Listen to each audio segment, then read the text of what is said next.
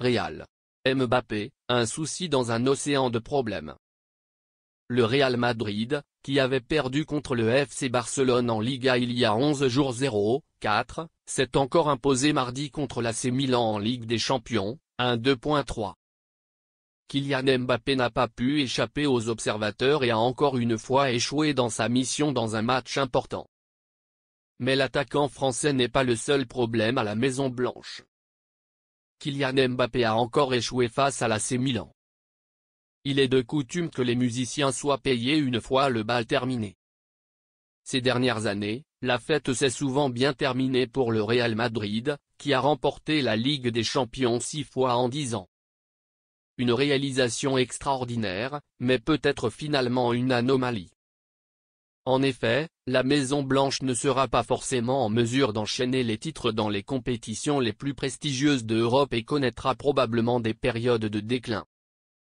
C'est une réalité que les supporters du club espagnol doivent accepter. C'est un moment qu'ils vivront certainement cette saison. Mbappé n'est certainement pas bon. Qui parierait sur la nouvelle double signature du Real Madrid le 6 novembre. En Liga, il sera difficile pour les Merengues de rattraper le FC Barcelone, qui compte 9 points de retard sur les leaders avec un match à jouer. La défaite, 0-4, contre les rivaux catalans il y a 11 jours a porté un coup dur au moral des supporters madrilènes. Les supporters madrilènes sont conscients d'un renversement de tendance significatif après plusieurs années de domination. En Ligue des Champions, défendre son titre sera au moins aussi difficile pour un club qui a remporté le tournoi à 15 reprises. Ils avaient déjà essuyé 2 défaites en 4 matchs, contre Lille, 1-0, il y a 2 semaines. AC Milan, 1-3, mardi. L'équipe de Carlo Ancelotti ne connaît plus le même succès que Kylian Mbappé a connu ces derniers temps. Depuis son arrivée dans la capitale espagnole, l'attaquant français est perçu comme un grain de sable capable d'arrêter la machine madrilène.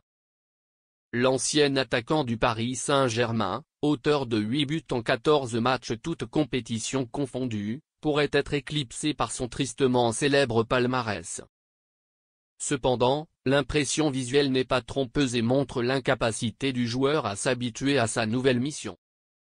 Entre des problèmes de positionnement qui n'ont pas encore été résolus, un manque évident d'efficacité devant le but, des échecs persistants dans l'effort défensif et d'autres préoccupations qui affecteront le rendement, le capitaine a déclaré, il n'y a aucun joueur de l'équipe de France.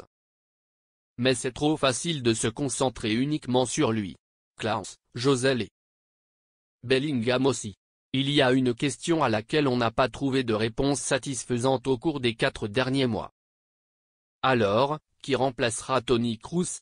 L'Allemand, qui protège le milieu de terrain d'une main de fer depuis une décennie, n'aurait pas pu trouver de remplaçant approprié de sitôt. Sauf que les dirigeants du championnat espagnol ont pris la bien étrange décision de ne convoquer aucun joueur, au moins pour équilibrer les effectifs. Son remplaçant naturel, Aurélien Tchouaméni, n'est pas du tout à la hauteur, c'est pourquoi le Français est souvent déployé en défense centrale pour compenser ses absences constantes. Sa polyvalence joue contre lui, tandis qu'Eduardo Camavinga et Federico Valverde jouent entre les drops, car ils peuvent jouer plus efficacement à d'autres postes, principalement sur les ailes. Jude Bellingham a comblé de nombreuses lacunes la saison dernière. Début novembre, le milieu de terrain anglais avait déjà inscrit 13 buts. Il n'a pas non plus pu trouver Internet aujourd'hui. Il y est très bien parvenu, remplaçant maladroitement Karim Benzema, avec le fort soutien du méprisé Josel. Après avoir gaspillé beaucoup d'énergie à tenter de compenser le manque de recul de son partenaire offensif et sans numéro 9 professionnel pour prendre le relais, le Britannique a explosé dans les airs, ne sachant plus où se positionner ni quoi faire. Une perte d'équilibre totale, couplée à un manque de stabilité dû à une défense faible et à la récente grave blessure de Daniel Carvajal. Il y a tellement de problèmes que le Real Madrid doit résoudre s'il veut se remettre d'une relégation particulièrement difficile.